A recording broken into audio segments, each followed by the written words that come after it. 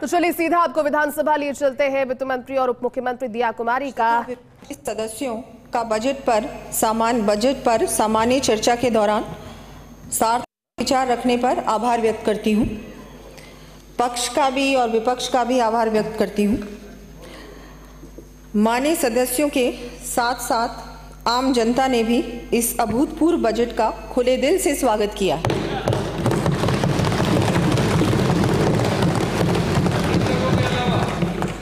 उस पर मैं बाद में आऊँगी। साथ ही मैं अपने विपक्ष के साथियों, विशेषकर राजाखेड़ा, चोमू, रानीवाड़ा तथा पाली से आने वाले माननीय सदस्यों का भी धन्यवाद करना चाहूँगी, जिन्होंने दलगत राजनीति से ऊपर उठकर इस बजट की प्रशंसा की है।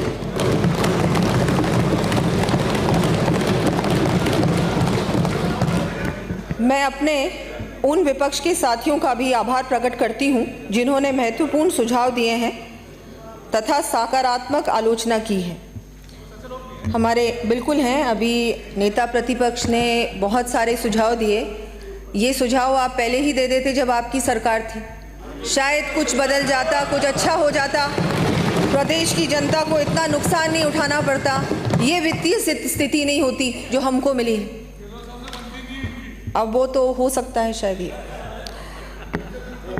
अब इन सुझावों को ध्यान में रखते हुए प्रदेश को विकास की नई ऊंचाइयों पर ले जाने का भरपूर प्रयास करेंगे। बजट का मात्र विरोध करने वाले सदस्यों के लिए भी मैं कहना चाहूँगी, मुखालिफत से मेरी शख्सियत संवरती है, मैं विरोधियों का बड़ा एहतराम करती हूँ।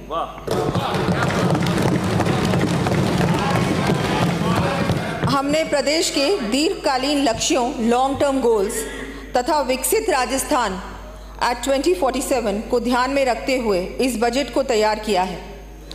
राज्य के विकास में आम नागरिकों की भागीदारी को ध्यान में रखते हुए तथा बजट को सभी वर्गों, क्षेत्रों के लिए समावेशी बनाने के लिए आमजन एवं संगठनों को सुझाव आमंत्रित किए गए थे। प्रदेशवासियों द्वारा बढ़ चढ़कर सहभागिता निभाते हुए लगभग 1,67,000 से अधिक सुझाव हमको प्राप्त हुए। साथ ही हमारे द्वारा माननीय मुख्यमंत्री महोदय की अध्यक्षता में प्रदेश के विभिन्न महत्वपूर्ण स्टेक होल्डर्स यथा महिलाएं, स्वयंसेवी संस्थाओं, किसानों, उद्योगपतियों, व्यापार मंडलों, कर्मचारियों आदि संगठनों के साथ प्री बजट कंसल्टेशन मीटिंग्स आयोजित की गई थी। मुख्य रूप से रोजगार, आधारभूत संरचना, ग्रामीण विकास, कृषि, शिक्षा, स्वास्थ्य आदि से संबंधित सुझाव प्राप्त हुए।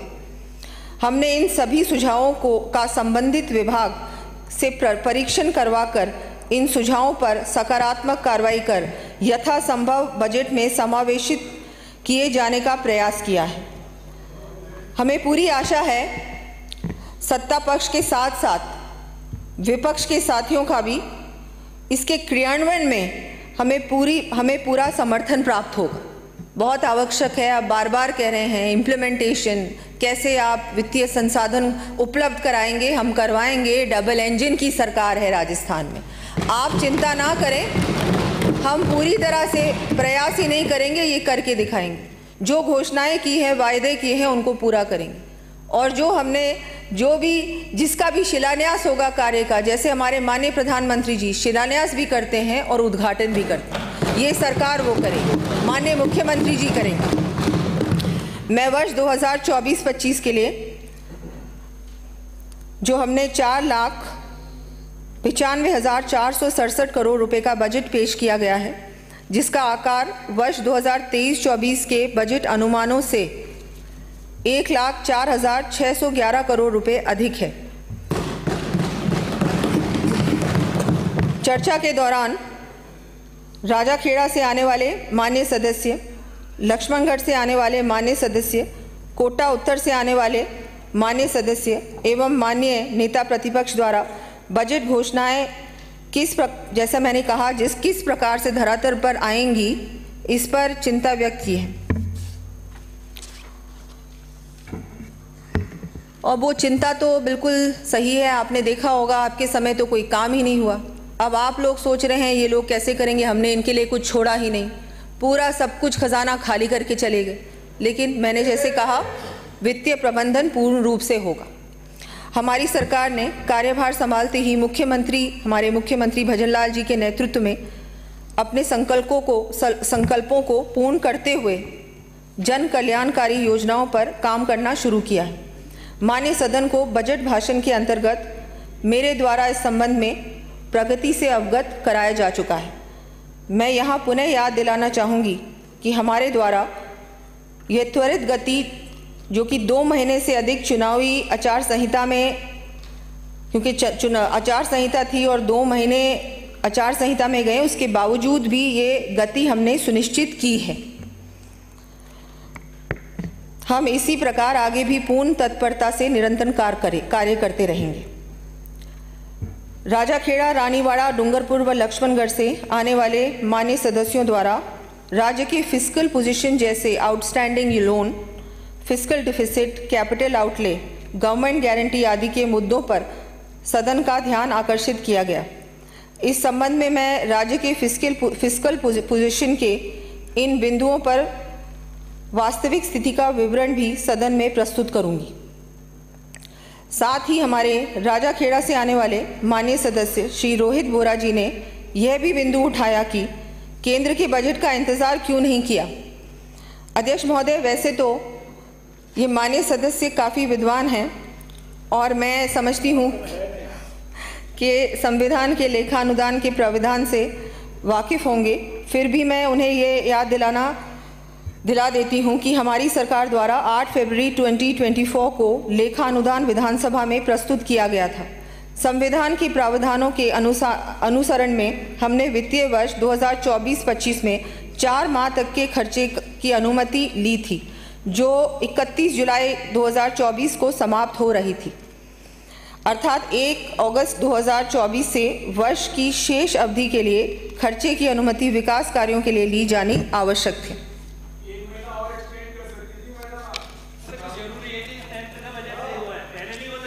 मान्य सदस्यों को यह भी ज्ञात है कि केंद्र सरकार द्वारा उनके लेखानुदान में राज्यों को विभिन्न केंद्रीय परिवर्तित योजनाओं, केंद्रीय करों में हिस्सा राशि इत्यादि के बजट अनुमान वर्ष 2024-25 के दर्शाए गए हैं। उस आधार पर ही इन आंकड़ों को राज्य के परिवर्तित बजट में शामिल किया है। अब तो माननीय सदस्यों को उनके प्रश्न का उत्तर भली भांति मिल गया होगा।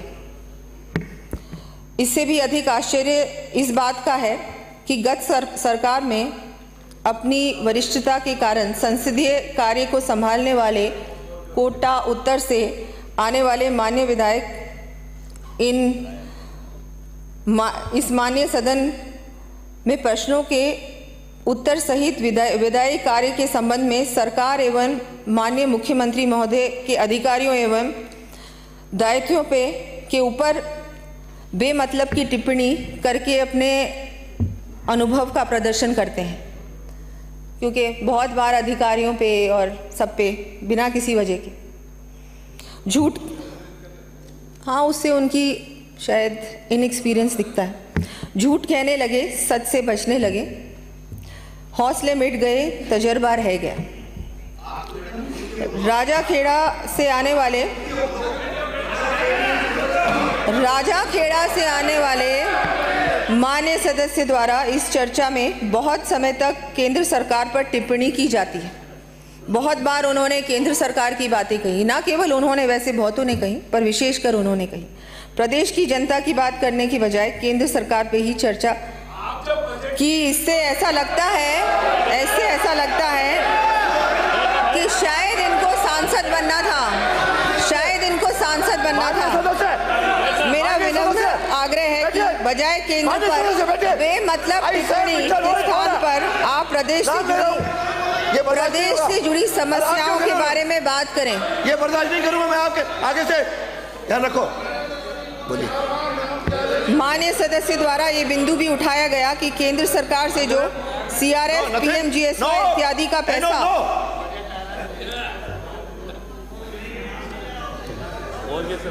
CRF, PMGSY इत्यादि का पैसा राज्य की संचित निधि के माध्यम से प्राप्त होता है को राज्य बजट में दर्शाया गया। उन्होंने टिप्पणी कर ये जानकारी चाहिए कि इस पैसे को परिवर्तित बजट में क्यों शामिल किया जा रहा है। अध्यक्ष महोदय, मैं माननीय सदस्य से ये पूछना चाहूँगी कि केंद्र में हमारी सरकार होने पर भी क्या आपकी गत सरकार CSS संबंधी घोषणाएं नहीं करती थी? हमारी सरकार तो डबल इंजन की सरकार है जो प्रदेश की जनता को पूर्ण रूप से समर्पित है। माननीय सदस्य को ये जानकारी होनी चाहिए कि सदैव ही केंद्र सरकार से विभिन्न केंद्रीय परिवर्तित योजनाओं अथवा जो राशि संचित निधि के माध्यम से आती है वह राज्य के आय व्यय अनुमानों में सम्मिलित रहती है। हमारे रानीवाड़ा से आने वाले माननीय सदस्य द्वारा ये टिप्पणी की कि ये बजट चुनावी बजट है। अध्यक्ष महोदय, मैं आपके माध्यम से माननीय सदस्य को अवगत कराती हूँ कि इनके बजट ज़रूर चुनावी होते होंगे। शुरू के वर्षों में तो जनता के कल्याण के लिए धरातल पर कोई योजना का कार्य किया ही नहीं, परंतु अंतिम वर्ष में चुनावों को देखते हुए लोक लुभावन योजनाओं की थोथी घोषणाएं कर वोटों पर राजनीति से प्रेरित होकर आम जन को गुमराह करने का ज़रूर इन्होंने काम किया। हमने तो पहले बजट से ही दूरदर्शी सोच रखते हुए हर क्षेत्र के लिए प्लान बनाकर ये कार्य किया है, बजट बनाया है। एक लॉन्ग टर्म बजट है, ये सिर्फ एक साल का बजट नहीं है, सिर्फ ये भी नहीं है कि ये 5 साल का बजट है, ये विकसित राजस्थान का बजट 2047 के राजस्थान का बजट है, एक विजनरी बजट है। और इसके लिए हम सबको धन्यवाद देना चाहिए हमारे माननीय मुख्यमंत्री जी का, जिनके नेतृत्व में हम सब लोगों ने मिलकर ये इतना अच्छा बजट बनाया, जिसका पूरा लाभ प्रदेश की जनता को हमारे इसी कार्यकाल में मिलेगा। जैसे मैंने कहा कि हमारे इसी कार्यकाल में शिलान्यास भी होगा और उद्घाटन भी, सिर्फ घोषणाएं नहीं जो आपने की। अब मैं फिस्कल स्थिति के बारे में उल्लेख करना चाहूँगी। डेट एंड अदर लायबिलिटीज, ऋण एवं अन्य उत्तरदायित्व। गत कांग्रेस सरकार द्वारा की गई रैशनल एवं थोथी बजट घोषणाओं तथा अनप्रोडक्टिव व्यय के फलस्वरूप वर्ष 2023-24 में राज्य के ऋण एवं अन्य दायित्व हमारी गत सरकार के कार्यकाल वर्ष 2017-18 के दुगने से अधिक बढ़कर 5,70,646 करोड़ रुपए पर पहुंच गए हैं। माननीय सदस्यों को जानकर आश्चर्य होगा कि कांग्रेस सरकार ने प्रदेश के प्रथम 6 से अधिक दशकों में लिए गए ऋण से भी अधिक ऋण केवल 5 वर्ष में ही ले लिया। सोचिए तो सही। इसके परिणाम स्वरूप राज्य के ब्याज भुगतान में अत्यधिक वृद्धि हो गई और ये स्पष्ट है कि कांग्रेस सरकार द्वारा राज्य को डेब्ट के भंवर में फंसा दिया। क्या करें, बिल्कुल अच्छा नहीं, प्रदेश की जनता के लिए तो बिल्कुल अच्छा नहीं किया आपने। माननीय प्रधानमंत्री श्री नरेंद्र मोदी जी के मार्गदर्शन में भगवत गीता तथा रैदास जी के कर्म प्रधान निष्काम कर्म की अवधारणा को आत्मसात करने वाली हमारी सरकार फिस्कल रिस्पॉन्सिबिलिटी को भली भांति समझती है। माननीय मुख्यमंत्री श्री भजन लाल जी के नेतृत्व में हम फिस्कल कंसोलिडेशन पाथ पर अग्रसर हैं। जहां हमारी पिछली सरकार के कार्यकाल में वर्ष 2017-18 में डेट टू GSDP रेशियो 33.77% था, वहीं चारवाक को अपना आदर्श मानकर ऋणम कृत्वा धृतम पिबेत, ऋण लेकर घी पियो की सोच एवं 5 सितारा होटल के बंद कमरों में अपने अस्तित्व को बचाने के लिए संघर्ष करने वाली गत सरकार के कार्यकाल में वित्तीय कुप्रबंधन के फलस्वरूप वर्ष 2023-24 में राज्य का कुल डेट टू GSDP रेशियो 37.34% तक पहुंचा दिया। अब वो होटल का खर्चा तो देना ही था ना। महीनों तक बंद, कोरोना से जूझ रही थी, कोविड से जूझ रही थी राजस्थान की जनता, और आप होटलों में बंद थे।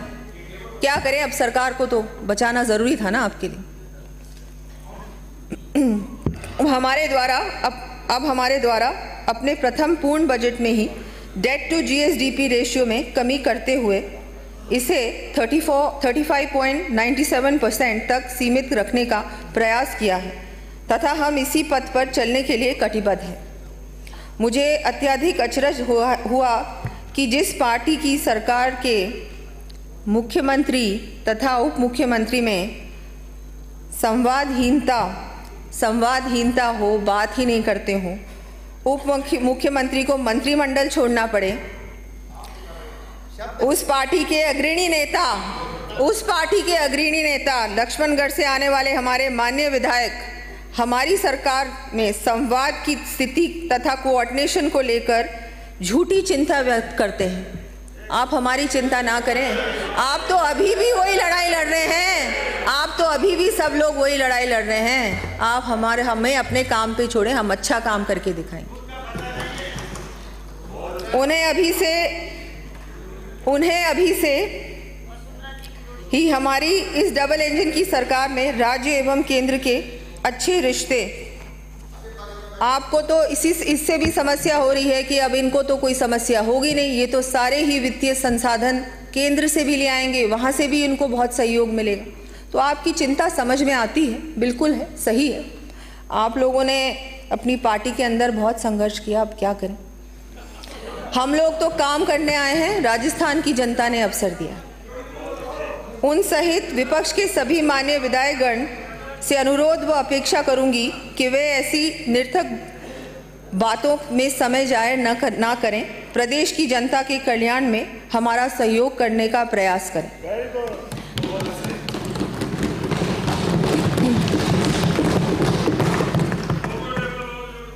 अभी तो उन्हें लोकतंत्र में कई सालों तक जनता विपक्ष की ही भूमिका देने वाली है। बहुत सालों तक आप लोग तो अब इसी की आदत डाल लीजिए विपक्ष में बैठने की। माननीय अध्यक्ष महोदय, मैं आपके माध्यम से विपक्ष के साथियों को भी कर्म की राह पर चलने के लिए प्रेरित करने की दिशा में कहना चाहूँगी कि ज्ञान के प्रकाश में सत्य की राह पर धर्म की ध्वजा लिए कर्म का संकल्प लो। जीवन के संग्राम में इच्छाओं का दाह कर दृढ़ता का ढोल के लिए कर्म का संकल्प लो।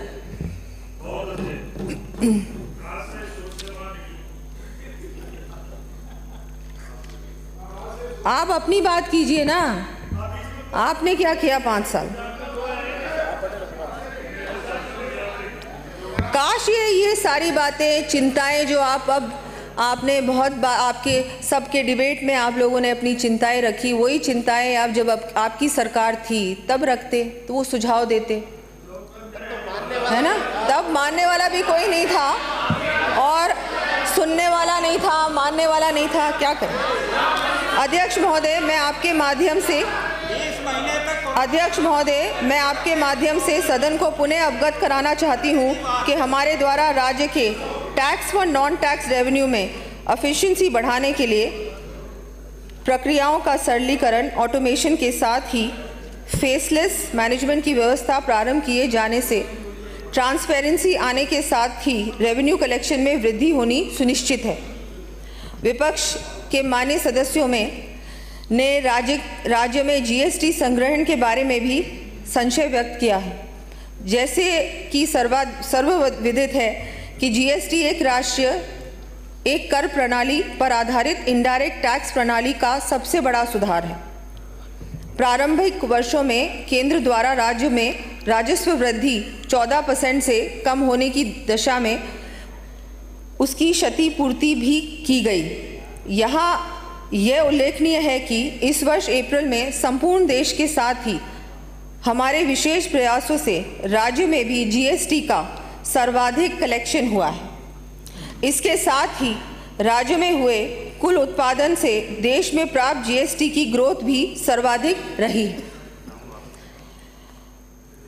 साथ ही प्रूडेंट फिस्कल मैनेजमेंट द्वारा भी राजस्व बढ़ाते हुए हम प्रदेश की जनता से किए अपने सभी वायदे पूरे करेंगे। हमारे द्वारा अल्प समय में इस दिशा में महत्वपूर्ण कदम उठाए गए यथा भारतीय रिजर्व बैंक की सलाह पर स्पेशल ड्राइंग फैसिलिटी एवं वेज एंड मीन्स एडवांस के अतिरिक्त कंसोलिडेटेड सिंकिंग फंड को भी हमारी सरकार द्वारा वर्ष 2024 में सब्सक्राइब किया गया। इसके फलस्वरूप राज्य को बाजार दर से 40% कम ब्याज दर पर वित्तीय संसाधन उपलब्ध हो पाएंगे। साथ ही ब्याज दर कम होने से राज्य सरकार पर ब्याज भुगतान का दायित्व भी कम रहेगा।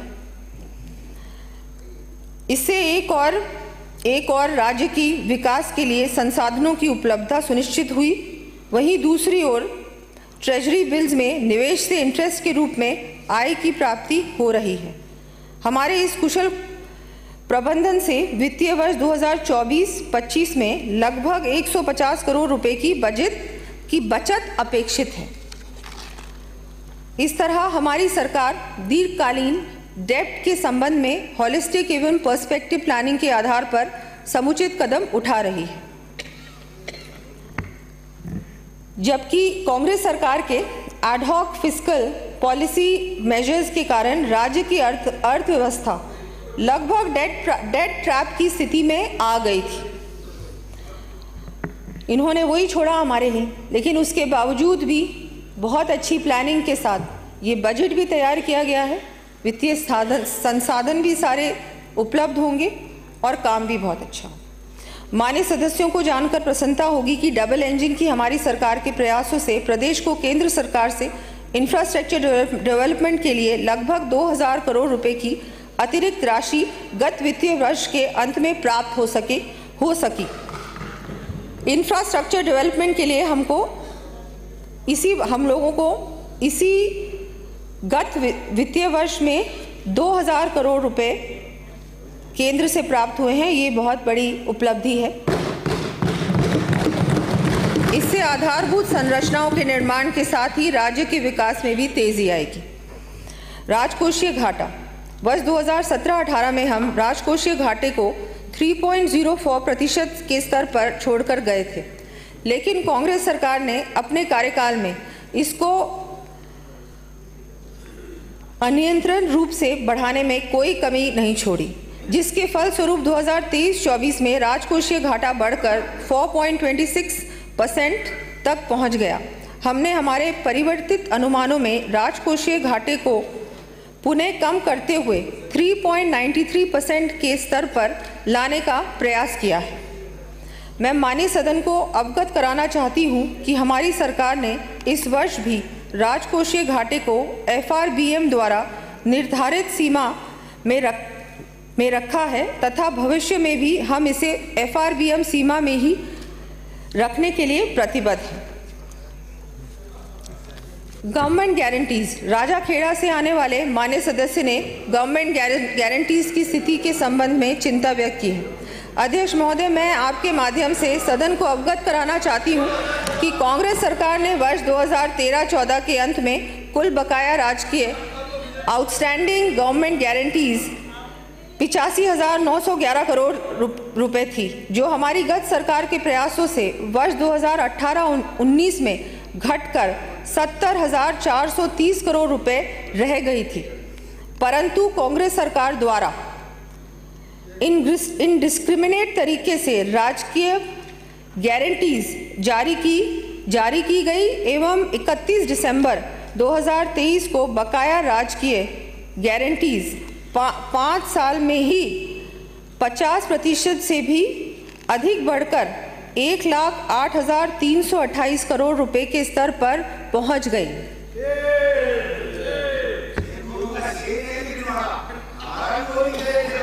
हमारी सरकार राजकीय पर सोच अलग है, विजन अलग है। हमारी सरकार राजकीय गारंटीज FRBM द्वारा निर्धारित सीमा में ही देने के साथ ऑल्टरनेट ऑप्शंस भी एक्सप्लोर कर रही है। केंद्र सरकार के सहयोग से इस संबंध में हम वर्ल्ड बैंक एवं ADB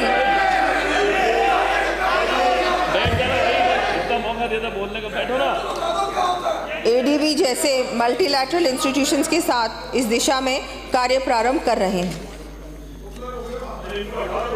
ग्रोथ स्टेट राज्य सकल घरेलू उत्पाद माननीय अध्यक्ष महोदय,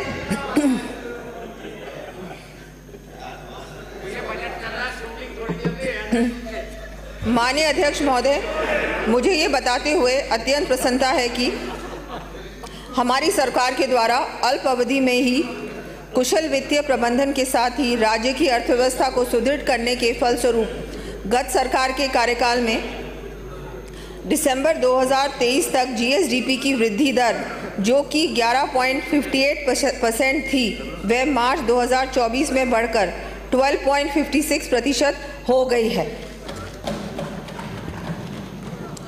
इसी प्रकार मैं सदन के सामने ये तथ्य प्रस्तुत करना चाहूँगी कि कांग्रेस सरकार के 5 वर्ष के कार्यकाल में जीएसडीपी में औसत वृद्धि दर 11.02% रही थी। यशस्वी प्रधानमंत्री जी के विजन एवं माननीय मुख्यमंत्री जी के एक्शन प्लान के दृष्टिगत हमारी सरकार द्वारा प्रस्तुत बजट में जीएसडीपी में वर्ष 2024-25 के लिए 16.53% वृद्धि दर का रोडमैप प्रस्तुत किया गया है। आप आंकड़े बता रहे थे तो मैं भी कुछ आंकड़े आपके सामने रख दूं। नेता प्रतिनिधि महोदय, सुनो ना, सुना नहीं, काम की बात सुनी नहीं आपने। बिल्कुल सुनो ना, सुने नहीं आप। पूंजीगत व्यय, ये सर्वविदित तथ्य है कि पूंजीगत व्यय कैपिटल एक्सपेंडिचर पर अधिक राशि व्यय किए जाने से राज्य के औद्योगिक विकास को गति मिलने, जीएसडीपी में वृद्धि होने, रोजगार के अधिक अवसरों का सृजन होने, पर कैपिटा इनकम में वृद्धि होने के साथ ही प्रदेश का सर्वांगीण विकास सुनिश्चित हो सकेगा। हमारी सरकार के गत कार्यकाल में औसत पूंजीगत व्यय नेट बोरोइंग का 61.52% था, लेकिन कांग्रेस सरकार के फाइनेंशियल मिसमैनेजमेंट एवं ऋण का उपयोग थोथी बजट घोषणाओं तथा अनप्रोडक्टिव राजस्व व्यय में किए जाने के परिणाम स्वरूप औसतन पूंजीगत व्यय नेट बोरोइंग का 41.61% तक गिर गया। मान्य सदस्यों को ये जानकर प्रसन्नता होगी कि अब हम इसे 63.13% तक लाकर गाड़ी को पटरी पर लेके आएंगे।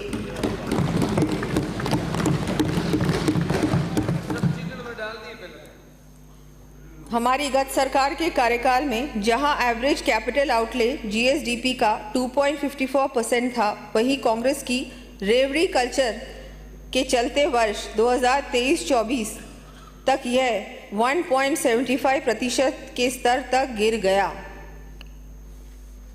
हमारी सरकार ने आधारभूत संरचनाओं एवं पूंजीगत कार्यों कैपिटल आउटले हेतु वर्ष 2024-25 में प्रावधान को बढ़ाकर 44,216 करोड़ रुपए प्रस्तावित किया है, जो कि जीएसडीपी का 2.48% है।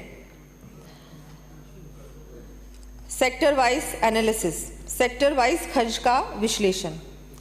माननीय अध्यक्ष महोदय, हमने बजट में हर वर्ग का ध्यान रखते हुए समावेशी बजट प्रस्तुत किया है, जिससे हमारा प्रदेश विकसित राज्यों की श्रेणी में तो आएगा ही, पर वंचित वर्गों के चेहरों पर भी मुस्कान आएगी। माननीय सदस्यों ने चर्चा के दौरान विभिन्न सेक्टर्स पर अपनी अपनी राय दी है। माननीय अध्यक्ष महोदय, अब मैं राज्य की अर्थव्यवस्था से जुड़े हुए मुख्य सेक्टर्स पर अपनी बात कहना चाहूँगी। वर्ष 2018-19 में योजनाओं का कुल प्रावधान 1,07,865 करोड़ रुपए रखा था, जो वर्ष 2023-24 में 1,84,312 करोड़ हुआ। इस प्रकार 5 वर्षों में केवल 76,000 करोड़ रुपए की वृद्धि हुई, जबकि हमारी सरकार ने वर्ष 2024-25 में 2,09,634 करोड़ रुपए का प्रावधान किया है। इस प्रकार हमारी सरकार ने केवल 1 वर्ष में ही 25,000 करोड़ की वृद्धि प्रस्तावित की है।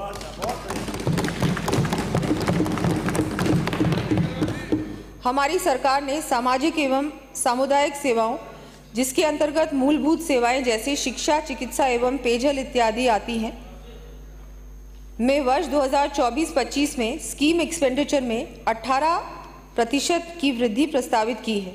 मैं माननीय सदस्यों को कुछ प्रमुख क्षेत्रों में हमारे द्वारा की जा रही वृद्धि के बारे में अवगत कराना चाहूँगी। सड़कें 1655 करोड़ रुपए, पेयजल 3496 करोड़ रुपए, सिंचाई 2277 करोड़ रुपए, ऊर्जा 4490 करोड़ रुपए, चिकित्सा 3647 करोड़ रुपए, शिक्षा 7064 करोड़ रुपए, सामाजिक सुरक्षा व अन्य 4581 करोड़ रुपए, कृषि बजट 7600 करोड़ रुपए से अधिक।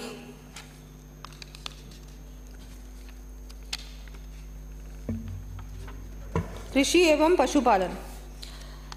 हमारी सरकार प्रदेश के अन्नदाताओं को समृद्ध बनाकर विकसित एवं खुशहाल राजस्थान का सपना साकार करेगी तथा हम उन्नत कृषि खुशहाल किसान के लिए प्रतिबद्ध हैं। हमारी सरकार कांग्रेस की तरह तथ्यहीन थोथी घोषणाओं की बजाय किसानों को सभी तरह से संबल देने का प्रयास कर रही है।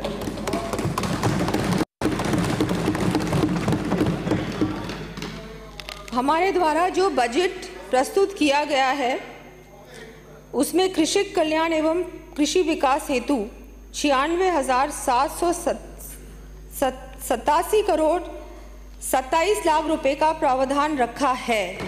96,787 करोड़ 27 लाख रुपए का प्रावधान रखा है, जो कि कांग्रेस सरकार द्वारा वर्ष 23-24 में किए गए प्रावधान से लगभग 7,600 करोड़ रुपए अधिक है।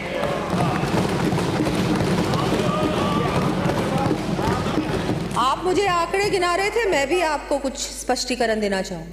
आपके आंकड़े पता नहीं कहाँ से आप लेके आए थे। उसका जवाब है ना, उसका जवाब है।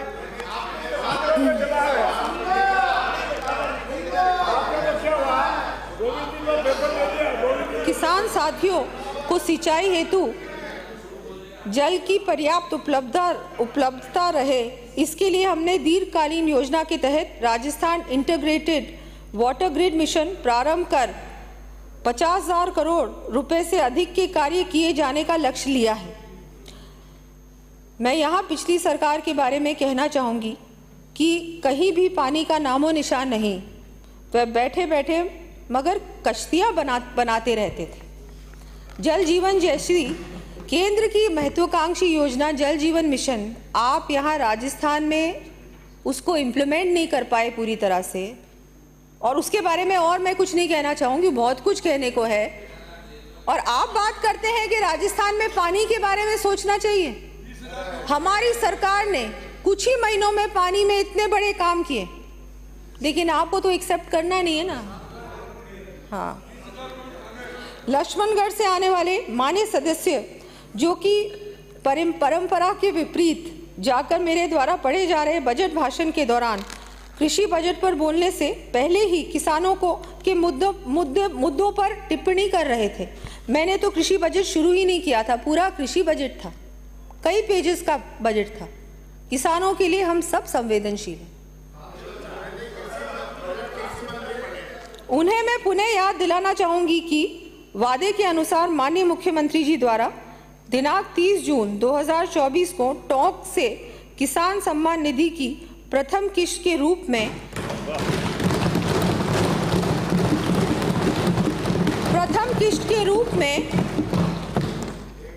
66 लाख किसान भाइयों को डीबीटी के माध्यम से किसान सम्मान निधि की अतिरिक्त राशि 650 करोड़ रुपए सीधे बैंक खातों में स्थानांतरित की। राजस्थान के इतिहास में ये पहली बार है जब हमारे प्रदेश के अन्नदाताओं को राज्य सरकार द्वारा इतनी बड़ी संख्या में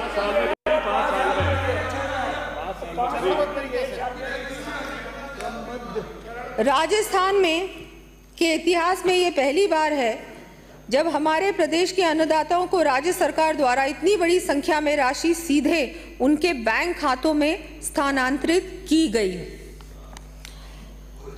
हमारे यशस्वी प्रधानमंत्री श्री नरेंद्र मोदी जी ने किसान कल्याण के लिए अनेक योजनाएं शुरू की, जिनका लाभ प्रदेश के किसानों को मिल रहा है। प्रदेश में प्रधानमंत्री फसल बीमा योजना के तहत लगभग 1400 करोड़ रुपए के बीमा क्लेम्स का निस्तारण किया गया तथा 9000 पीएम किसान समृद्धि केंद्र स्थापित किए गए।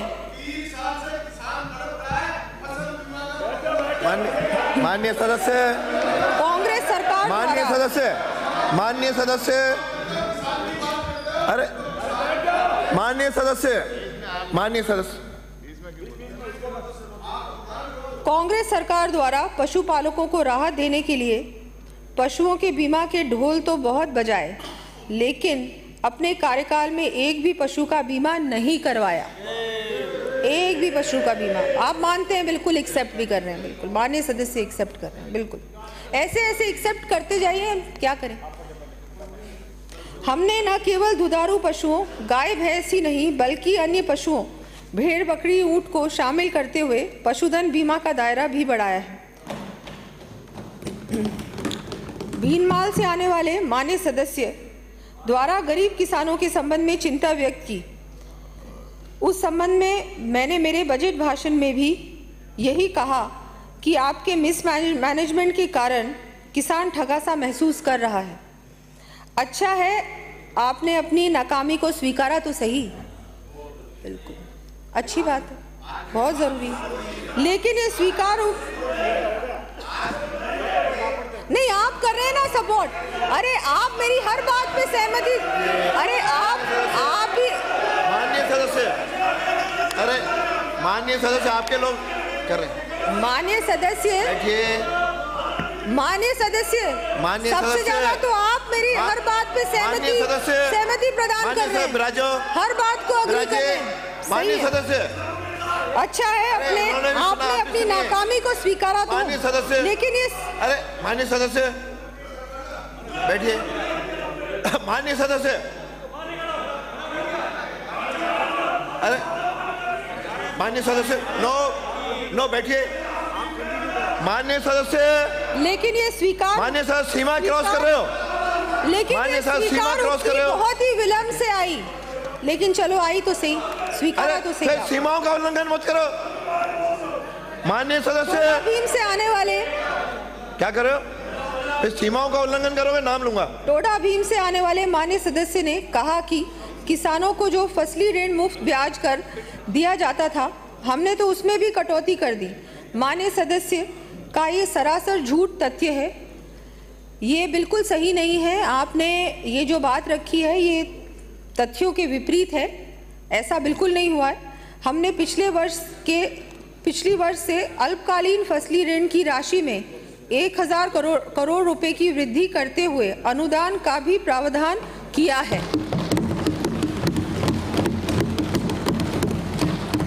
साथ ही हमने पशुपालक साथियों के लिए गोपाल क्रेडिट कार्ड योजना भी प्रारंभ की है।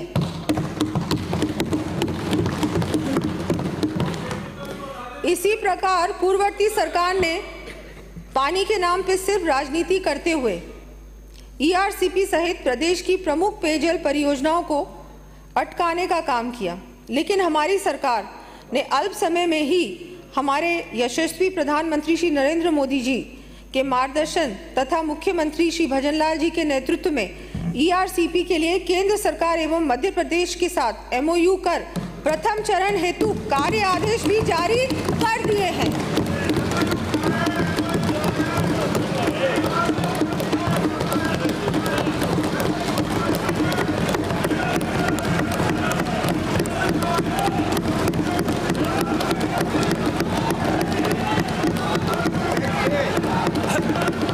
माननीय सदस्य बहुत हो गया।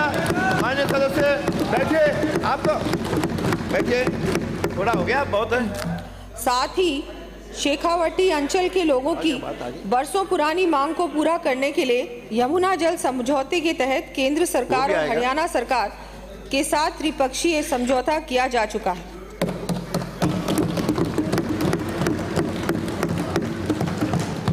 ऊर्जा क्षेत्र में नवाचार एवं सुधार। पूर्ववर्ती कांग्रेस सरकार द्वारा केवल बिजली की खरीद पर ही ध्यान दिया गया। राज्य में स्वयं के प्लांट्स की उत्पादन क्षमता बढ़ाने तथा उपलब्ध क्षमता का पूर्ण उपयोग करने पर कोई ध्यान नहीं दिया गया। माननीय नेता प्रतिपक्ष यह तो अब भी मानेंगे कि आपकी सरकार के 5 साल के कार्यकाल में एक भी पावर जनरेशन प्लांट की स्थापना नहीं हुई और आप सोलर ऊर्जा की बात करते हैं। और ये भी सबको विदित है, ये भी सबको विदित है कि माननीय मुख्यमंत्री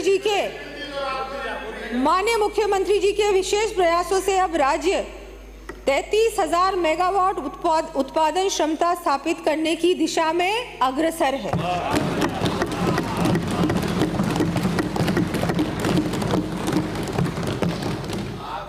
इसके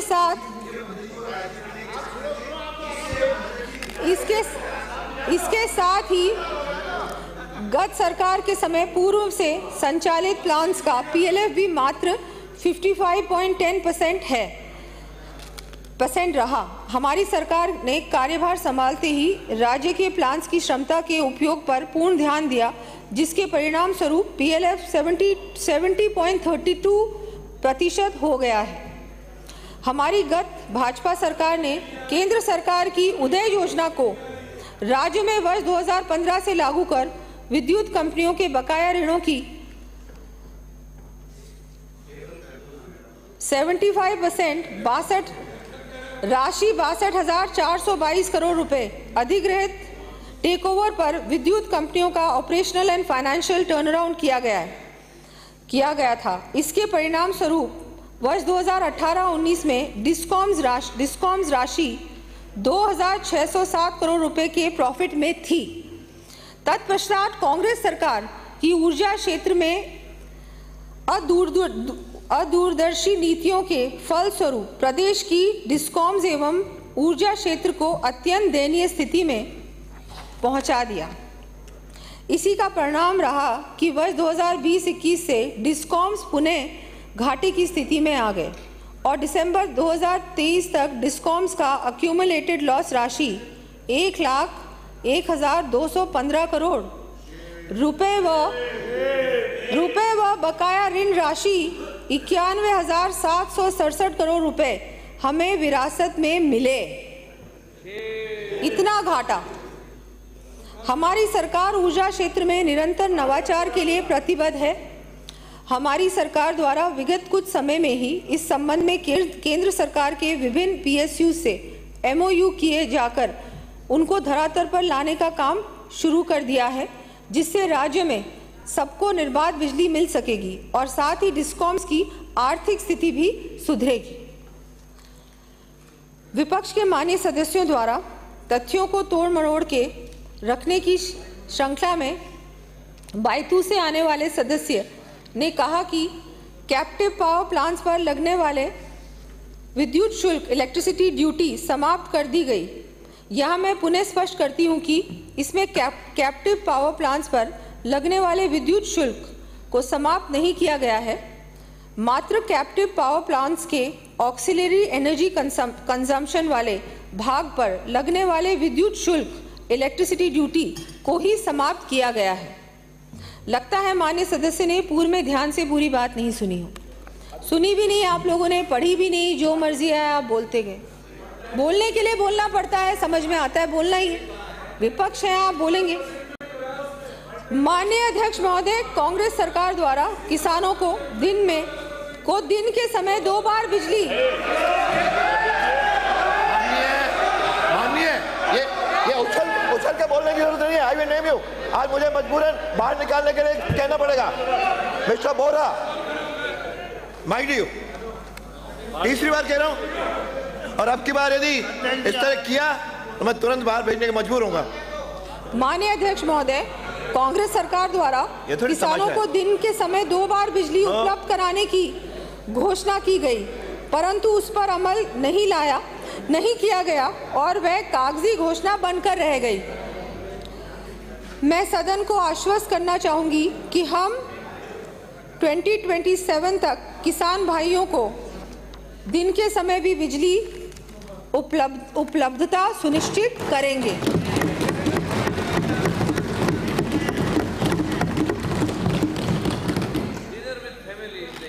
साथ ही जनरेशन, ट्रांसमिशन, डिस्ट्रीब्यूशन की भी समुचित व्यवस्था सुनिश्चित करेंगे। रिसर्जेंट राजस्थान, कांग्रेस सरकार द्वारा हमारे द्वारा सफलतापूर्वक आयोजित किए गए रिसर्जेंट राजस्थान की नकल करते हुए इन्वेस्टमेंट राजस्थान समिट 2022 आयोजित की गई, जिसमें केवल थोड़ी चर्चाएं की गई। कुछ ग्रुप्स कंपनी से एमओयू किए गए, परंतु इन एमओयू पर केवल कागजी कार्रवाई हुई, कोई एमओयू धरातल पर नहीं आया। कांग्रेस की सरकार सदा से ही मुंगेरी लाल के सपने दिखाने का काम करती है। आप बहुत सारी घोषणाएं करते, बहुत किया आपने, सपने भी दिखाए, ये सारे समिट्स के नाटक भी किए, लेकिन काम क्या किया? यही कारण है कि आज सब लोग रो रहे हैं। सड़कों की हालत तो मैंने देखी है, क्या हालत करके छोड़ गए आप। फाइनेंशियल स्थिति के बारे में बोलेंगे तो पता नहीं क्या आप लोगों ने कर दिया। जाते जाते तो आपने कुछ भी नहीं छोड़ा। हमारी सरकार ने रिन्यूएबल एनर्जी को बूस्ट करने के लिए नई लैंड पॉलिसी लागू की है, जिससे राज्य की ऊर्जा आवश्यकताएं पूरी होने के साथ ही पर्यावरण में भी सुधार होगा। साथ ही हमने प्रदेश में बड़े उद्योगों के साथ ही एमएसएमई को बढ़ावा देने का कार्य प्रारंभ से ही शुरू कर दिया है। चिकित्सा एवं स्वास्थ्य, बड़े दुर्भाग्य की बात है कि चिकित्सा एवं स्वास्थ्य जैसे आम जनता के जीवन से जुड़े संवेदनशील विषय पर भी विपक्ष द्वारा जनता को ये कहकर गुमराह किया जा रहा है कि हमारे द्वारा पूर्ववर्ती सरकार द्वारा चलाई गई स्वास्थ्य योजनाओं को बंद किया जा रहा है। माननीय अध्यक्ष महोदय, मैं आपके माध्यम से सदन को आश्वस्त करना चाहूंगी कि हेल्थ फॉर ऑल के सिद्धांत पर कार्य करते हुए स्वास्थ्य से जुड़ी हुई योजनाओं को और अधिक बेहतर कर मुख्यमंत्री आरोग्य योजना, माँ योजना में कैंसर जैसी गंभीर बीमारियों के इलाज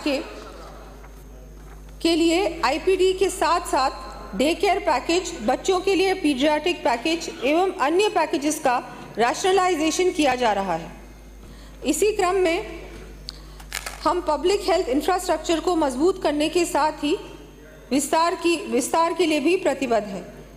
यशस्वी प्रधानमंत्री माननीय श्री नरेंद्र मोदी जी के विजन के अनुरूप हमने चिकित्सा एवं स्वास्थ्य के आधारभूत ढांचे के विकास के लिए पहला पूर्ण बजट में ही नेशनल हेल्थ पॉलिसी 2017 के निर्धारित लक्ष्य से भी अधिक कुल व्यय का 8.26% राशि 27,660 करोड़ रुपए का प्रावधान किया है, जो गत सरकार के 5 वर्षों के औसत से लगभग 1.5% अधिक है। जनजाति क्षेत्र विकास, टीएसपी एरिया डेवलपमेंट, डूंगरपुर से आने वाले माननीय सदस्य द्वारा जनजाति क्षेत्र टीएसपी एरिया में निवासरत हमारे जनजाति के भाई बहनों के लिए चिंता करते हुए कहा कि नरेगा में टीएसपी एरिया में हमारी सरकार ने 125 दिन मजदूरी के दिए थे, लेकिन आपकी सरकार के बनते ही उसको आपने 100 दिन कर दिया। मैं माननीय सदन को अवगत कराना चाहूँगी कि यह बिल्कुल तथ्यहीन बात है। आज भी राज्य के एसटी बहुल्य 8 जिलों की 47 पंचायत समितियों के जॉब कार्ड होल्डर परिवारों को महात्मा गांधी नरेगा में 100 दिवस पूर्ण करने के उपरांत 50 अतिरिक्त दिवसों का रोजगार राज्य मद से उपलब्ध कराया जा रहा है।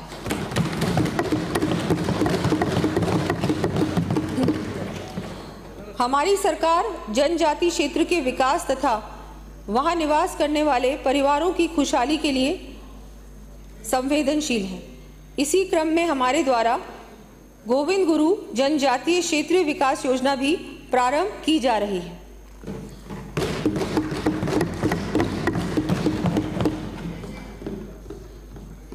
Policy and structural reforms. माननीय अध्यक्ष महोदय, सबको ये विदित है कि 2014 में माननीय प्रधानमंत्री मोदी जी के आने से पहले पूरा देश पॉलिसी पैरालिसिस से जूझ रहा था।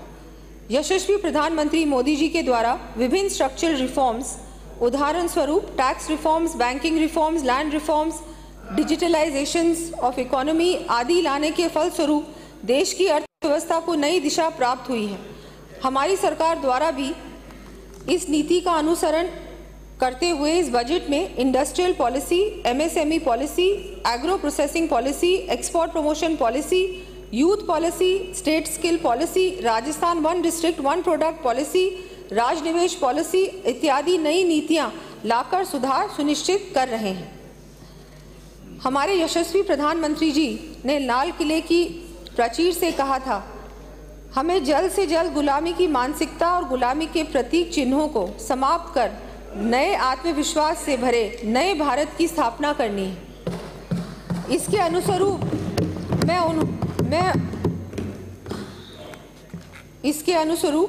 में उन्होंने आज के समय में अनुपयोगी हो चुके पुराने आपराधिक कानूनों को हटाकर उनके स्थान पर नवीन न्यायिक विधियों को लागू करवाया है। हम जो कहते हैं वो करके भी दिखाते हैं। नए कानूनों में पीड़ित को जल्द न्याय उपलब्ध कराने और दोषी के स्थान पर पुनर्वास की भावना को प्रधानता दी गई है। साथ ही महिलाओं, बच्चों तथा ग्रामीणों के हितों को बढ़ावा देने के प्रावधानों को भी शामिल किया है। बहुत ही दुर्भाग्य की बात है कि हमारे प्रतिपक्ष के साथी नकारात्मक सोच तो रखते ही हैं, साथ ही आमजन की श्रद्धा से खिलवाड़ करने से भी बाज नहीं आते। बजट पर बहस के दौरान कोटा उत्तर से आने वाले माननीय सदस्य ने अपनी आदत के अनुसार धार्मिक स्थानों पर विकास कार्य करवाने की गत सरकार की कागजी घोषणा का ढोल बजाते हुए हमारे द्वारा वास्तव में जनता की आस्था को मूलभूत देने के प्रयासों पर बेमतलब की टिप्पणी की है। जैसा मैं बहुत बार कह चुकी हूँ, आप लोगों ने घोषणाएं की है, चाहे हम मंदिरों की बात करें, चाहे हम सड़कों की बात करें, चाहे हम किसी भी चीज़ की बात, घोषणाएं की, बहुत सारी बातें की, लेकिन अगेन धरातल पर कुछ नहीं उतरा। और मंदिरों की बात की कि क्यों इस मंदिर में इतना क्यों दिया जा रहा है, उस मंदिर में क्यों दिया जा रहा है, और हमने इतना दिया था। वास्तविकता ये है कि आपने दिया पता नहीं क्या था, आपने सिर्फ बोला था, लेकिन जो काम धरातल पे हुआ है वो बिल्कुल उतना नहीं हुआ है। नाम मात्र काम हुआ है और कई जगहों पे तो कुछ भी काम नहीं। मैं माननीय सदन के माध्यम से प्रदेश की जनता को उनकी खुशहाली के साथ ही उनके श्रद्धा स्थलों के विकास के लिए भी आश्वस्त करती हूँ। हमारे द्वारा प्रस्तुत प्रथम पूर्ण बजट राज्य को विकसित राज्य बनाने की दूरगामी सोच के साथ प्रस्तुत किया गया है। हमारे माननीय मुख्यमंत्री भजनलाल जी की सरकार पहले साल से ही धरातल पर प्रदेश हित में काम कर रही है। मैं प्रदेश की जनता को सदन के माध्यम से ये आश्वस्त करती हूँ कि हम यहाँ सेवा के लिए हैं और सर्वजन हिताय के भाव को केंद्र बिंदु मानकर 12 दिसंबर 2023 अर्थात सरकार गठन के पहले दिन से ही राज्य के विकास में जी जान से जुट गए हैं और हमारा ये ध्येय है कि प्रदेश के विकास में कोई कमी, कोई कसर हम लोग नहीं छोड़ेंगे। जितने वायदे किए, घोषणाएं किए, उससे अधिक काम होगा।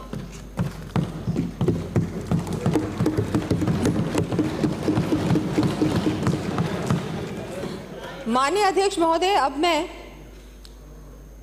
नवीन घोषणाएं प्रस्तावित कर रही हूं।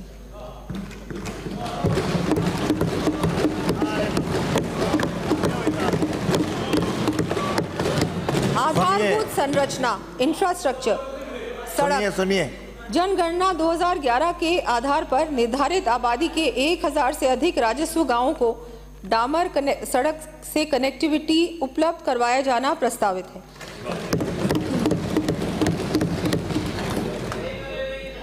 प्रदेश में सड़कों के विस्तार एवं सुदृढ़ीकरण हेतु लगभग 2000 करोड़ रुपए की राशि से विभिन्न सड़क निर्माण कार्य 2 वर्षों में करवाए जाने प्रस्तावित हैं। इन सड़क कार्यों की सूची मैं सदन के पटल पर प्रस्तुत कर रही हूं। लंबी सूची है।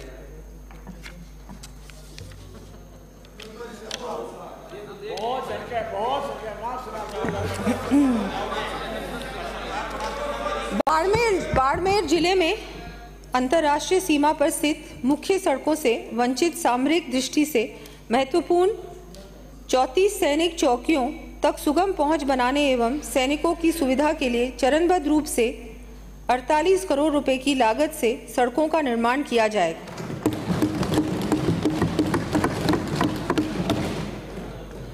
प्रथम चरण में इस वर्ष 9 सैनिक चौकियों हेतु सड़क निर्माण का कार्य हाथ में लिया जाएगा। नगरीय विकास, भिवाड़ी के सुनियोजित विकास के लिए मास्टर ड्रेनेज प्लान तैयार किया जाकर तथा अजमेर शहर में अन्ना सागर के पास के क्षेत्र में नालों एवं ड्रेनेज संबंधी कार्य हाथ में लिए जाएंगे।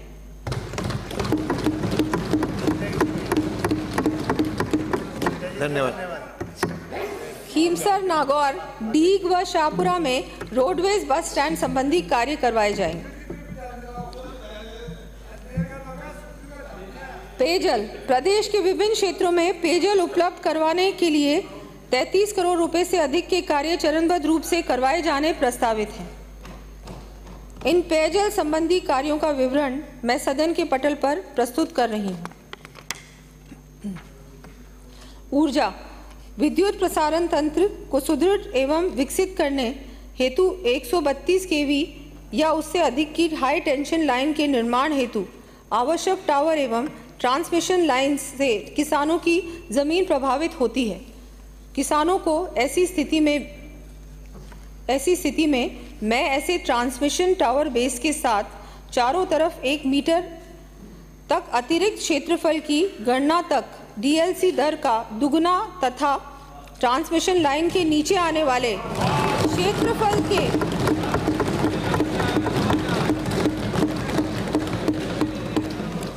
DLC दर का दुगना तथा ट्रांसमिशन लाइन के नीचे आने वाले क्षेत्रफल के पेटे DLC की 30% की दर से मुआवजा दिए जाने की घोषणा करती हूँ।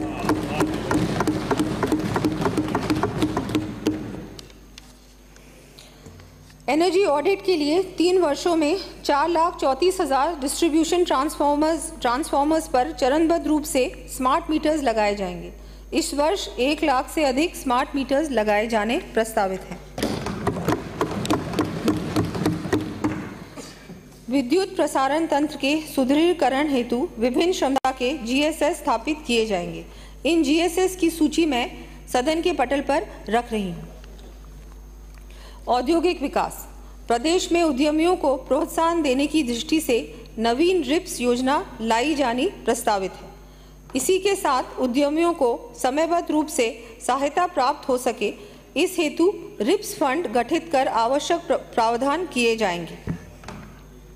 MSME उद्यमियों को कॉमन सैंपलिंग एवं मॉनिटरिंग की सुविधा उपलब्ध कराने के लिए चरणबद्ध रूप से संभाग मुख्यालयों सहित 20 स्थानों पर रीजनल लैबोरेटरी स्थापित किया जाना प्रस्तावित है।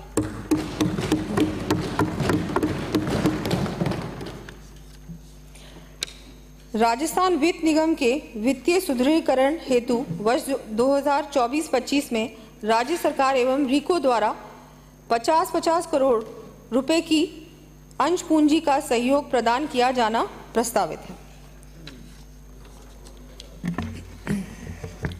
पर्यटन, कला एवं संस्कृति, भृतहरि धाम अलवर, अर्बुदा माता एवं अचलेश्वर महादेव मंदिर माउंट आबू, द्वारकाधीश जी मंदिर राजसमंद, नसिया जी विराटनगर, कोटपुतली बहरोड, दिल्ली बाईपास स्थित तेग बहादुर साहिब गुरुद्वारा जयपुर तथा बुड्ढा जोहड़ गुरुद्वारा अनूपगढ़ में श्रद्धालुओं की सुविधा एवं विकास कार्य करवाए जाएंगे।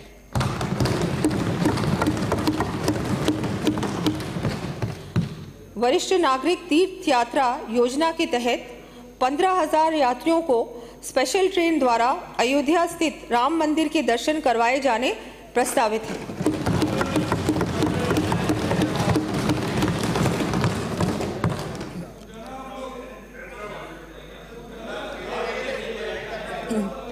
देश के नवनिर्माण में हमारे महापुरुषों द्वारा दिए गए योगदान एवं उनके कार्यों को विद्यार्थियों तक पहुंचाने हेतु उनकी जीवनी को प्रकाशित कराया जाएगा। प्रथम चरण में स्वामी विवेकानंद एवं सरदार वल्लभ भाई पटेल के मोनोग्राफ प्रकाशित किए जाएंगे।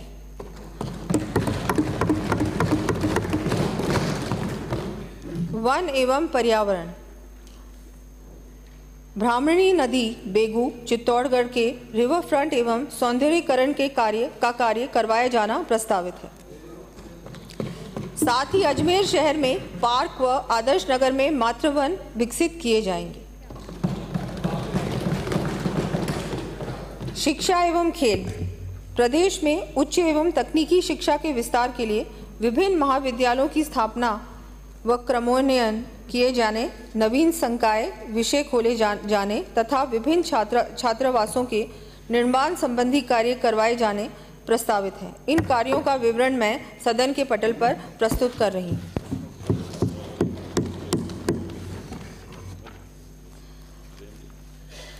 बालिकाओं को तकनीकी शिक्षा के क्षेत्र में प्रोत्साहन देने के उद्देश्य से पॉलिटेक्निक तकनीकी पाठ्यक्रम में प्रवेश लेने पर उच्च शिक्षा की तर्ज पर इस वर्ष योग्यता मेरिट के आधार पर 500 स्कूटी वितरित की जाएंगी। महाविद्यालय तथा कक्षा 11वीं एवं 12वीं के विद्यार्थियों के लिए प्रतिष्ठित कंपनियों के माध्यम से कॉर्पोरेट सर्टिफिकेशन प्रोग्राम संचालित करने हेतु प्रदेश में सभी संभागों में राजस्थान फिनिशिंग स्कूल सेंटर्स की स्थापना किए जाने की घोषणा करती हूँ। इसके अंतर्गत 3 वर्षों में लगभग 50,000 विद्यार्थियों को प्रशिक्षित किया जाना प्रस्तावित है। इस पर 60,000 करोड़ रुपए प्रतिवर्ष का व्यय होगा। प्रदेश के विद्यार्थियों को व्यावसायिक शिक्षा एवं कंप्यूटर शिक्षा प्रदान करने तथा स्कूली शिक्षा के विस्तार की दृष्टि से विभिन्न पाठ्यक्रम विषय शुरू करने तथा स्कूलों व ICT लैब्स की स्थापना किए जाने संबंधी कार्य करवाए जाएंगे। इन कार्यों का विवरण मैं सदन के पटल पर प्रस्तुत कर रही हूँ। विद्यार्थियों तथा आमजन के विज्ञान के प्रति रुचि एवं जागरूकता बढ़ाने के उद्देश्य से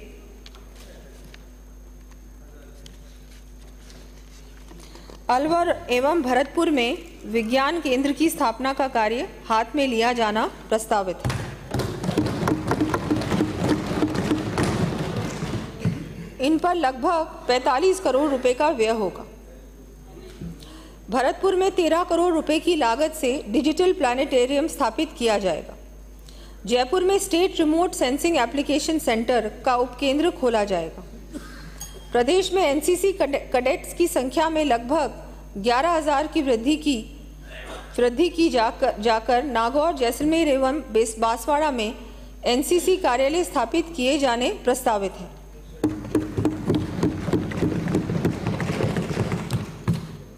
साथ ही प्रदेश में स्काउटिंग को बढ़ावा देने के लिए हिंदुस्तान स्काउट्स हेतु नियम बनाते हुए 4 करोड़ रुपए का अनुदान दिया जाएगा। शाहबाद बारा में सहरिया जनजाति वर्ग हेतु तीरंदाजी व एथलेटिक्स खेल अकेडमी तथा अजमेर जिला मुख्यालय पर एथलेटिक्स खेल अकेडमी की स्थापना की जाएगी। साथ ही कपासन चित्तौड़गढ़ में इंडोर स्टेडियम बनाया जाना प्रस्तावित है।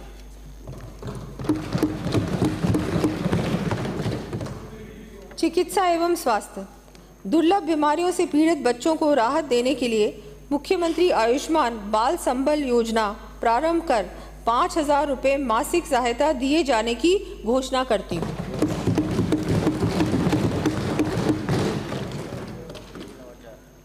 थैलेसीमिया से पीड़ित व्यक्तियों के उपचार हेतु हेमाटोलॉजी सेंटर की स्थापना के साथ ही मरीजों को बिना रिप्लेसमेंट रक्त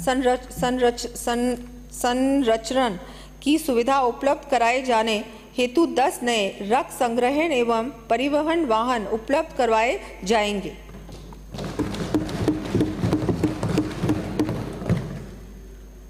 अजमेर, भरतपुर, केलवाड़ा, बारा, उदयपुर की औषधि निर्माण रसायन शालाओं का ऑटोमेशन करते हुए नवीन मशीनें स्थापित की जाएंगी।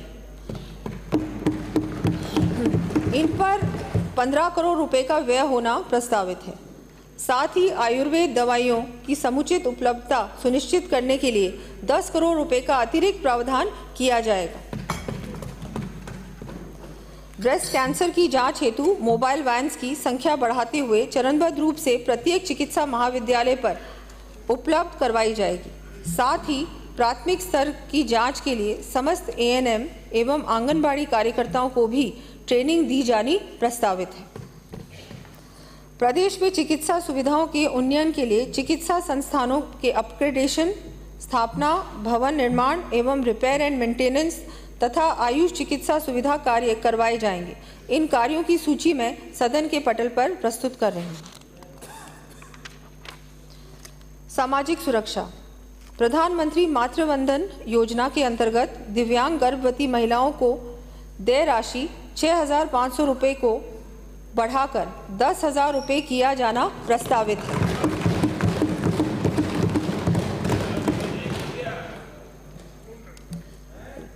राजीविका के अंतर्गत संचालित संकुल स्तरीय संगठनों के लिए कार्यालय भवन निर्माण, मरम्मत एवं नवीनीकरण हेतु विधायक स्थानीय क्षेत्र विकास योजना एवं राज्य वित्त आयोग के अंतर्गत 100 करोड़ रुपए व्यय किए जाने प्रस्तावित है। प्रदेश में ओपन बोरवेल के अंदर गिरकर किसी शिशु बालक को अपने प्राण न गंवाने पड़े, इस दृष्टि से समस्त पुराने तथा नए खुदने वाले बोरवेल की एंट्री ऑनलाइन पोर्टल पर किया जाना अनिवार्य किया जाएगा तथा प्रत्येक बोरवेल के लिए जिम्मेदारी भी निर्धारित की जानी प्रस्तावित है। माननीय सदस्यों को विदित है कि आज भी हमारे सफाई कर्मचारी किन विषम परिस्थितियों में कार्य करते हैं। ऐसी स्थिति में उनके स्वास्थ्य का समुचित ध्यान रखने की दृष्टि से RGHS के अंतर्गत लंग्स, किडनी एवं स्किन आदि से संबंधित बीमारियों के विशेष पैकेज निःशुल्क उपलब्ध करवाए जाने की घोषणा करते हैं।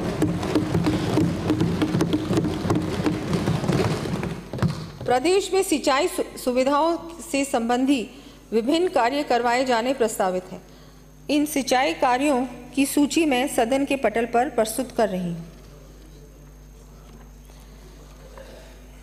20,000 किसानों को भूमि सुधार हेतु निःशुल्क जिप्सम उपलब्ध करवाया जाना प्रस्तावित है।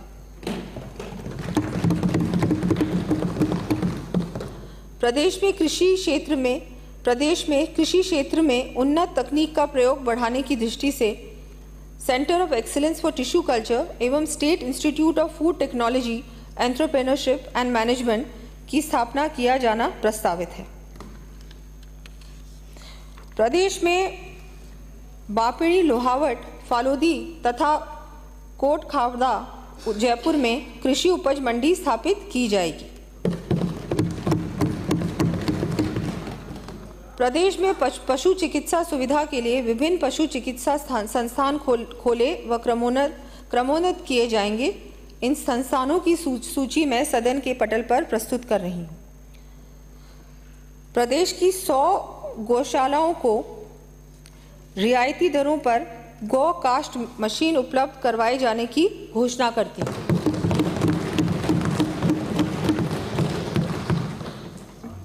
साथ ही डेयरी सेवाओं के विस्तार एवं बेरोजगार युवाओं को रोजगार उपलब्ध कराने के उद्देश्य से 2 वर्षों में 2000 नए डेयरी बूथ खोले जाएंगे। सरस दुग्ध एवं दुग्ध उत्पादों की घर घर पहुंच सुनिश्चित करने के लिए इस वर्ष शहरी क्षेत्रों में 1000 सरस मित्र बनाए जाने प्रस्तावित है। अधिक से अधिक ग्रामीण क्षेत्रों के दुग्ध उत्पादकों को सहकारिता से जोड़ने के लिए 2 वर्षों में 1500 नई दुग्ध सहकारी समितियां चरणबद्ध तरीके से स्थापित किए जाना प्रस्तावित है। सुशासन, राज्य न्यायालयों के न्यायिक कार्य हेतु online portal Rajasthan revenue court modernisation system लागू किया जाएगा। इस पर 5 वर्षों में लगभग 50 करोड़ रुपए व्यय किए जाएंगे। साथ ही भूमि सीमा ज्ञान, सहमति विभाजन, नामांकन, गैर खातेदारी से खातेदारी, भूमि की लीज आदि नामांकन के ऑटो डीम्ड निस्तारण हेतु ऑनलाइन प्लेटफॉर्म लागू किए जाएंगे। क्षेत्रीय कार्यालयों के कवरेज के उन्नयन के लिए विभिन्न प्रशासनिक पुलिस इकाइयों एवं न्यायालयों की स्थापना व क्रमोन्नयन किया जाएगा। इन इकाइयों न्यायालयों की सूची मैं सदन के पटल पर प्रस्तुत कर रही हूँ। युवाओं को नशे की लत लगे ही नहीं, इसके लिए जरूरी है कि नशीले पदार्थों के स्रोत व अवैध कारोबार को रोका जाए। इस दृष्टि से मैं नशे के अवैध कारोबार पर प्रभावी अंकुश लगाने के लिए एंटी नारकोटिक्स टास्क फोर्स का गठन करने की घोषणा करती हूँ।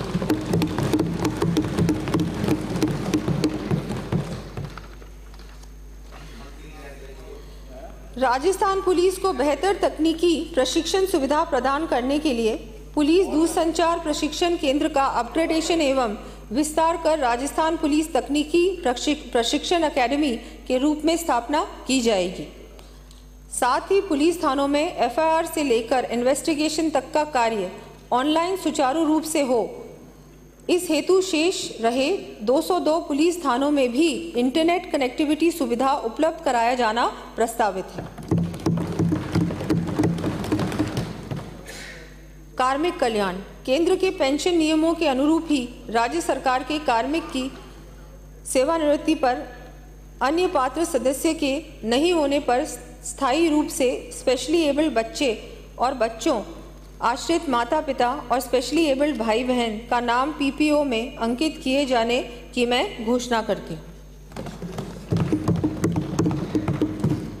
राजस्थान गवर्नमेंट हेल्थ स्कीम के अंतर्गत राजकीय उपक्रमों, स्वायत्त शासी संस्थाओं, बोर्ड, निगम, विश्वविद्यालय आदि के आरजीएसएस कार्ड धारक कार्मिकों एवं पेंशनरों की आउटडोर चिकित्सा सुविधा व्यय की प्रतिवर्ष सीमा को 20,000 रुपये से बढ़ाकर 30,000 रुपये करने की घोषणा करती हूँ।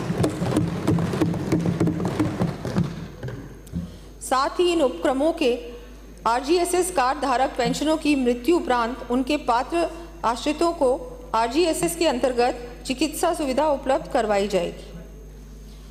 वृद्ध पेंशनर्स को आरजीएचएस के अंतर्गत विटामिन्स, मिनरल्स एवं एंटीऑक्सीडेंट्स को अनुमत किया जाना प्रस्तावित है। अध्यक्ष महोदय, मैं आपके माध्यम से सदन को पुनः विश्वास दिलाना चाहती हूं कि माननीय प्रधानमंत्री श्री नरेंद्र मोदी जी के मार्गदर्शन व माननीय मुख्यमंत्री श्री भजनलाल जी के कौशल नेतृत्व में हमारी सरकार प्रदेश को विकास की ऊंचाइयों तक ले जाने में कोई कसर नहीं रखेगी। जन सामान्य के कल्याण के लिए शुरू की गई हमारी योजनाओं के माध्यम से अंतिम छोर पर खड़े व्यक्ति के चेहरे पर मुस्कान लाने का हम अथक प्रयास करेंगे। मैं यहाँ आह्वान करना चाहूँगी, रुको ना तुम, थको ना तुम, राह से भटको ना तुम। अपने अडिग विश्वास से एक राह का संकल्प लो, ज्ञान से झुके रहो, विश्वास से डटे रहो, जीवन साकार जो करे उस ज्ञान का संकल्प लो। जय हिंद, धन्यवाद। सदन की बैठक गुरुवार 18 जुलाई 2024 के प्रातः 11 बजे तक के लिए स्थगित की जाती है।